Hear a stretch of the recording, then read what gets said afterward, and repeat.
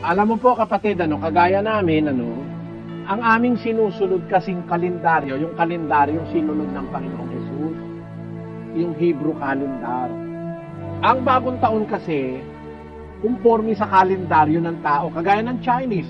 Ang Chinese New Year, February, hindi naman hindi naman December hindi naman January 1. Tamo, ang dahilan kung bakit iba-iba yan, kasi iba-iba sila ng paniniwala.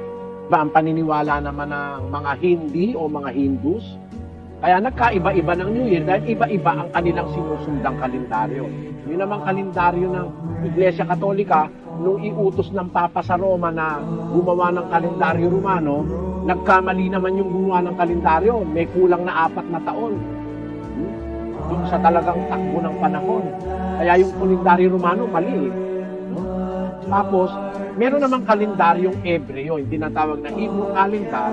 Nag-umpisa yon nung umalis ang Israel sa Ehipto. Nung umalis sila doon sa lupain ng Ehipto, nung ialis sila ni Moises, yun ang tinatawag na umpisa ng kanilang panahon, ng kanilang mga taon, mga buwan. Yun, doon ang umpisa yung Hebrew calendar. Kaya nagkakaiba-iba dahil sa paniniwala.